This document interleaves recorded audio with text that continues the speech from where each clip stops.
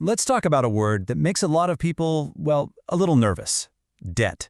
Is it just a financial trap waiting to happen? Or could it be a secret weapon the wealthy use to get ahead? You're about to find out this simple difference and how to make it work for you, not against you. So let's just get right to it. The big question hanging in the air. Is all debt bad? I mean, you've probably heard it from both sides, right? And it can get really, really confusing. On one hand, you've got this camp that says debt is a dangerous trap, a burden to be avoided no matter what. The ultimate goal? Be totally debt-free. But then on the other side, you have people who see debt as leverage, a powerful tool that can help you build wealth way faster than you could otherwise. So who's right? Now check out this quote from financial expert Dr. Anil Lamba. It's pretty provocative, right? He's basically suggesting that being totally debt-free might actually mean you're not growing.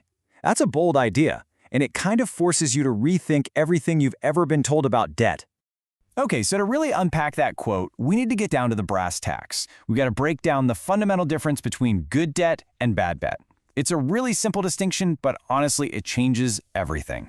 So first up, good debt. This is when you borrow money to buy something that's actually going to make you more money. You know, an asset that grows in value or something that kicks off income.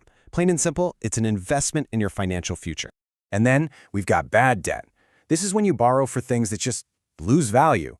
Things that don't make you a dime, like that brand new TV, a fancy vacation, or a big night out. You're basically financing today's fun by stealing from your future self.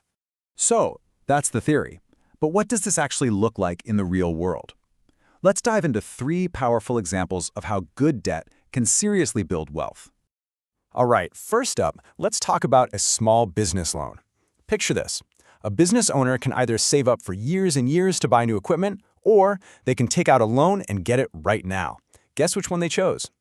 So the loan payments for this new super efficient equipment came out to $25,000 a year. Now that might sound like a pretty big number, but the real question is, what did that investment actually produce? Bam! With that new equipment, the business's yearly revenue shot up by $250,000. That's a 10 times return on the debt. This is a perfect example of how borrowing allowed the business to scale up and make profits it would have otherwise waited years to see. Okay, for our next example, let's look at student loans. Now, I know, not all student debt is good debt. But when it's a direct investment in your own future earning power, well, it can be an incredibly smart move. For example, take a registered nurse who decides to borrow $90,000 to get her master's and become a nurse practitioner. That debt allows her to pretty much double her yearly income. The lifetime return on that investment is just massive, and with her higher salary, she can pay off that loan in just a few years. She literally invested in herself. And for our third example, we got to talk about the classic wealth-building machine, real estate. This is where the whole idea of leverage really shines. That's how countless fortunes have been made. Just look at the math here. Let's say you buy $1 million rental property with all cash. Your annual return might be somewhere around 11%, which, hey, is not bad at all. But now look what happens when you use a loan. You put down just $200,000 of your own cash and borrow the other 80%. Even after you pay the mortgage, your return on the money you actually invested skyrockets to 23%. You've more than doubled your return all by using the bank's money. So we've seen how powerful good debt can be, but now we have to look at the other side of the coin, the bad debt trap. This is the kind of debt that doesn't build you up, it just keeps you stuck running on a financial treadmill. Oh yeah, you'll probably recognize these. High-interest credit card debt for just stuff is the absolute biggest one. But there are also personal loans for things that lose value the second you buy them, like vacations or new gadgets. And what about all those buy now, pay later deals for things you don't really need? Yep, they're in this category too. Each one seems kind of small on its own, but man, do they add up fast. Here's the bottom line. The real killer, bad debt mortgages your future. Every single dollar you spend paying for something you bought yesterday is a dollar you can't invest in your growth for tomorrow. It creates this vicious cycle where you're always just trying to catch up instead of actually getting ahead. So, how do you actually apply this stuff to your own life? I mean, when you're faced with a decision to borrow, how can you tell the difference?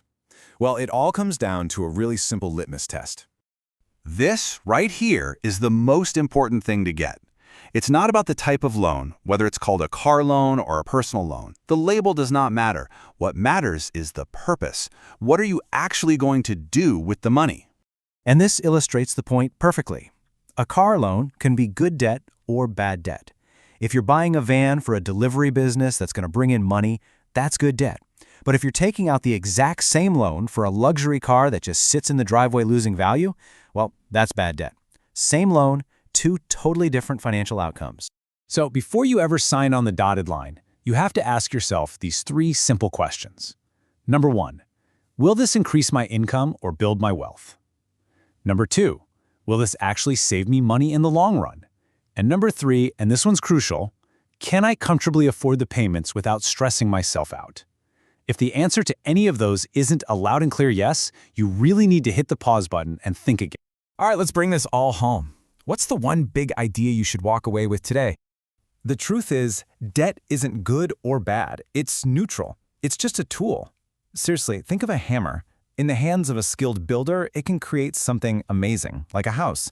But used carelessly, that same hammer can cause a whole lot of damage. The power isn't in the tool itself. It's in how you decide to use it. So I'm going to leave you with this final thought. The next time you even think about borrowing money, ask yourself this question. Is this an investment in my future, or is it just another bill from my past? The choice, as always, is yours.